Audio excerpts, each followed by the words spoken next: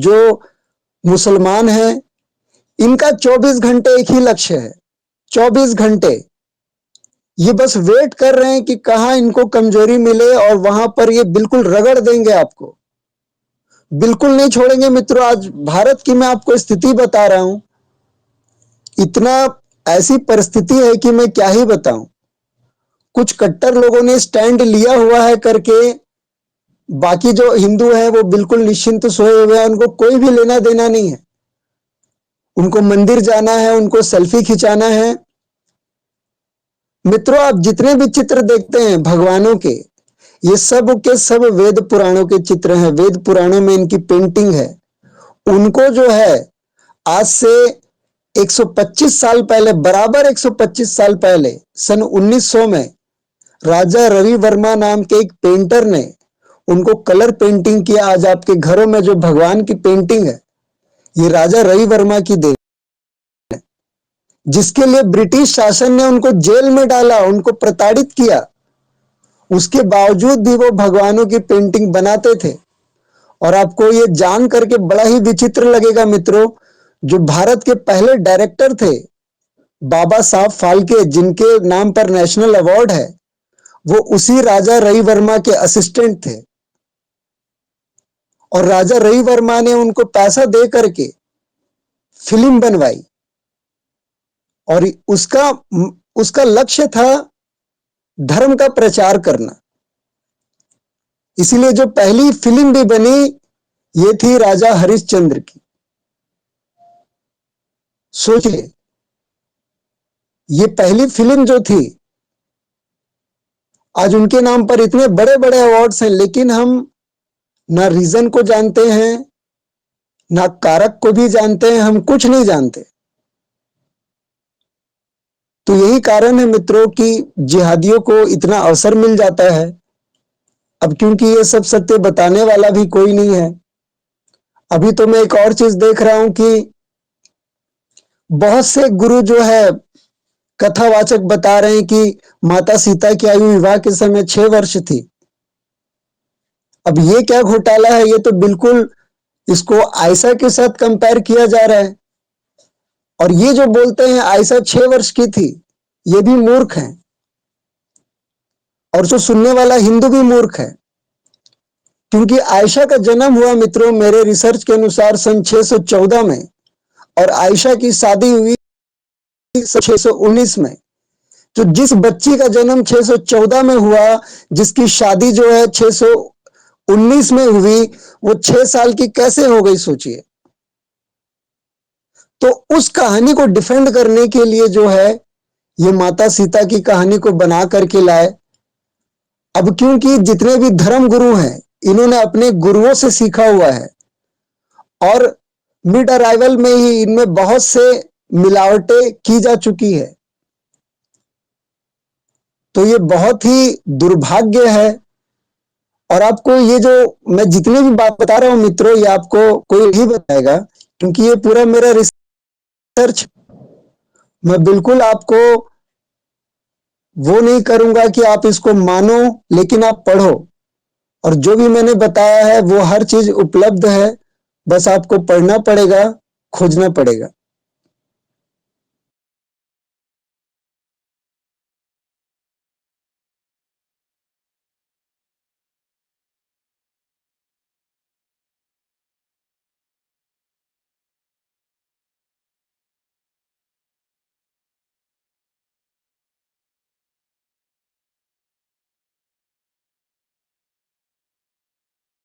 जी, धन्यवाद कल के भाई। बिल्कुल आप सही बोले कि कुछ भी अगर करना है तो उसको पढ़ना ही पड़ेगा जानकारी के।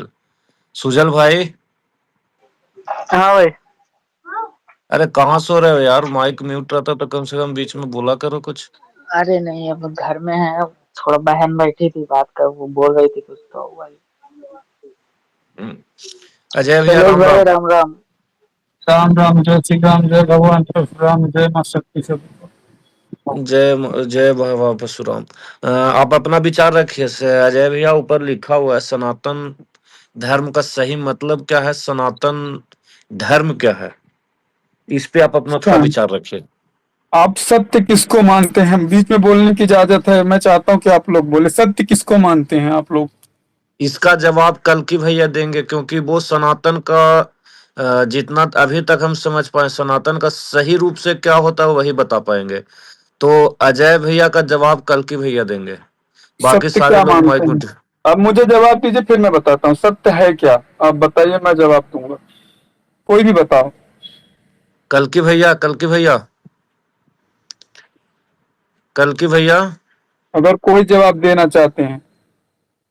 सत्य तो जो हम जानते हैं शिव को सत्य बोला हाँ, गया है। बिल्कुल, शिव ही सत्य है, शिव ही सुंदर है, शिव ही सर्वोपरि है और शिव ही सनातन है। यहाँ तक जहां तक मेरा मानना है। आप सभी जाति धर्मों को देख लीजिए, सभी मतलब सभी के क्या बोलते हैं उनको, अल्लाह और ये जीजस क्या बोलते हैं, बाकी धर्मों के बारे में मुझे ज्यादा जानकारी नहीं है। विष किसने पिया ये सारा ब्रह्मांड जानता है। सत्य कौन है? शिव ही है। अगर इनके अलावा कोई सत्य है, शिव शक्ति ही सत्य है। मैं इन्हीं लोगों को मानता हूँ। भगवान यही है, हमारे आराध्य भी हैं, सृष्टि के रचयिता भी हैं। मैं ना तो अल्लाह को मानता हूँ, ना जीसस को मानता हूँ, ना किसी भी धर्म के देवताओं को मानता हूँ, ना मैं उनका बुराई भी करता हूँ। मुझे बाकी धर्मों से लेना देना नहीं। हमारा सत्य हिंदू सनातन धर्म है, जो सदियों से चला आ रहा है, सनातन से चला आ रहा है। और हमारे कई प्रमाण भी हैं, जिनको अभी भी प्रमाण चाहिए। छोटा सा एग्जाम्पल देता हूँ, माँ गंगा जल का जल लीजिए और रखिए उसको, और एक साधारण जल रखिए 2-3 साल, और देखिए कौन सा खराब होता है। ये मैं प्रत्यक्ष प्रमाण दे रहा हूँ। और भी कई ऐसे प्रमाण हैं जिनको जानना है, मैं बता दूं, जाके कर सकते हैं, रिसर्च कर सकते हैं, देख सकते हैं। इसलिए सनातन की बुराई चाहता तो मैं अपना सरनेम भी लगा लेता, ऐसा कुछ भी नहीं है भाई। गलत बोल रहा हूँ बताओ? क्योंकि हमें ना जातिगत वो नहीं करना था। अगर ब्राह्मण लोगों ने जाति बनाई होती ना भाई, तो जाति सर्टिफिकेट सरकार नहीं देती, संविधान नहीं देता। ब्राह्मण लोगों ने अम्बेडकर को शिक्षा नहीं दी होती। गलत बोल रहा हूँ तो कोई बताओ, बीच में भी बोलने की इजाजत है भाई आप लोगों को, ठीक है? तो जिनको हमने पढ़ाया लिखाया, हमारे धर्म गुरुओं ने, अंबेडकर साहब को शिक्षित किया, उस काबिल बनाया, उन्होंने हमको बदले में क्या दिया? हमारे आने वाली पीढ़ियों को क्या दिया? सोचो। हमें खुद जिस निचले स्तर से उनको हमने ऊपर उठाया, वहां पे उन्होंने हमको पटक दिया।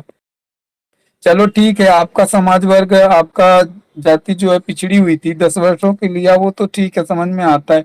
75 साल हो गए यार। 75 साल में तुम आगे नहीं बढ़े, तो मुझे तो नहीं लगता कि तुम आगे बढ़ोगे। तुम्हें मुक्तखोरी की आदत लग गई है, मुझे तो ऐसा लग रहा है भाई। जो जज है, मिनिस्टर हैं, उनकी बेटों को आरक्षण की जरूरत है। शर्म आती है मुझे ऐसे शब्दों से यार। अगर उनको आरक्षण की जरूरत है, तो फिर हमको जो पोंगा पंडित बोलते हैं ना, वो सामने आए, उनको हम जवाब देंगे। बिल्कुल कल की भैया, आपको बीच में अपने विचार रखने की बिल्कुल आदत इजाजत है, आप लोग रख सकते हैं, खुला रख सकते हैं। मुझे कोई तकलीफ नहीं किसी से, मेरे सभी भाई हैं। और मैं तो बिल्कुल बीजेपी का खुला इस समय पे विरोध कर रहा हूँ। बीजेपी ने सवर्णों के लिए किया क्या है? ब्राह्मण ठाकुर के लिए एक भी कोई एग्जाम्पल दे दे मुझे, मैं भी भक्त हो जाऊंगा कल से बीजेपी का भाई। क्या किया है बताओ? हमारे लिए एसटी एक्ट मजबूत किया, आरक्षण मध्य प्रदेश सरकार बढ़ा रही है, और कई सरकारें बढ़ा रही है, ठीक है? हमारे लिए उन्होंने क्या किया? जितना वो ये लोग बताते हैं हमारी आबादी कम, उतना कम नहीं है भाई। पूरे भारत का रिकॉर्ड देखो ना। बिहार में चुनाव हो रहा है आगामी, 23% आबादी है हमारी, और मोदी जी बोले दलितों का आरक्षण कोई नहीं हटा सकता जब तक मोदी जिंदा है। जिंदा रहो मोदी जी, मैं नहीं चाहता आप भारत के प्रधानमंत्री हो, भगवान करे आपको लंबी आयु दीर्घायु हो, पर ब्राह्मणों के साथ अन्याय करके आपको, मुझे नहीं लगता कि वहां आपकी सरकार बनेगी। जिस तरह से आप खुला ऐलान कर रहे हो, क्या सवर्ण वर्ग आपको वोट नहीं देता है? आप हिंदू मुस्लिम की लड़ाई करवा करके सत्ता पे आए हो, ये बात वो शायद भूल गए। आए थे हरिभजन को कूटन लगे कपास, ठीक है? तो आप किसी एक जाति विशेष के वोट से आपकी सरकार नहीं बनी है, मेरा ऐसा मानना है, ठीक है? तो बीजेपी को बनाया हिंदुओं ने, ठीक है, हिंदू मुस्लिम के नाम पर। आप तुम आरक्षण के नाम पे जो राजनीति कर रहे हो, वो आपका ही भविष्य ले डूबेगी। हमारा क्या है, हमारी आबादी तो तुम लोग वैसे भी बोलते हो कि सवर्णों की आबादी कम है। अजय भैया भविष्य नहीं ले डूबेगी। अगर बीजेपी अपना नीति नहीं सुधारा ना तो इसकी लंका लगेगी। लंका दहन जो हुआ था ना वो लंका दहन होगी, और ये मैं डंके की चोट पे कहता हूँ। और मैं भाई अगर किसी ने अजय भैया जी किसी ने अपना माँ का दूध पिया है तो हमको बीजेपी तीन चीज हम पूछते हैं बीजेपी वाले से। एससी एसटी एक्ट का क्यों ये किया, पहला चीज। दूसरा चीज, स्वर्ण क्या मतलब सारे ये बैठे हुए हैं, बीजेपी को खड़ा किसने किया, दूसरा सवाल। बिल्कुल तीसरा सवाल ये कि सबसे ज्यादा एससी एसटी एक्ट लगता है ओबीसी पे। सबसे ज्यादा ओबीसी पे। ओबीसी हमें इतना तकलीफ 80 नहीं है, सवर्णों को कोई देखिए तकलीफ बताते नहीं हैं हम आज अजय भी आज हम जो सर्वे किए जो हम पढ़े हैं उस पे हम आपको बताते हैं। है जी। 100 गो अगर एससी एसटी एक्ट लग रहा है तो 81 गो एससी एसटी एक्ट लग रहा है ओबीसी पे। 10 गो 11 गो लग रहा है मुस्लिम समुदाय पे। और बिल्कुल तो हो गया कितना, 81 10 91। और उसमें से कुछ जो लग रहा है वो अपने में ही लग रहे हैं 2 से 3%, यानी कि 2 से 3 जो है ना वो से हम लोग जैसे राजपूत हो गए और वो ब्राह्मण हो गए या बनी हो गई, इसमें 2-3 लोगों में 2-3% पे लग रही है। तो जो ये चल रहा है तो अभी हमको ये एक चीज बताइए, ये मोदी जो है और बीजेपी जो गेम खेल रही है कि ब्राह्मणों को और वो खेदो।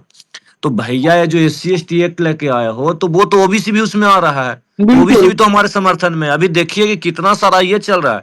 और मैं डंके की चोट पे कहता हूं कि अगर बीजेपी ये आदत नहीं सुधरी तो मान लिया तुम बिहार में सरकार बना भी लो, नहीं आदत बंगाल में। सुधरेगी भाई। मैं तो बिहार के अपने सभी भाइयों बहनों से यही कहना चाहूंगा कि आपने आरजेडी को देखा, बीजेपी को देखा, कांग्रेस को देखा, एक बार प्रशांत किशोर के देख लो भाई, एक बार खाली, क्या जाता है आपका 5 साल में। वो तो ठीक है, वो हम नहीं बोल रहे हैं, हम एक ये एग्जाम्पल बता रहे हैं कि वो तुम बना लो चाहे बंगाल में भी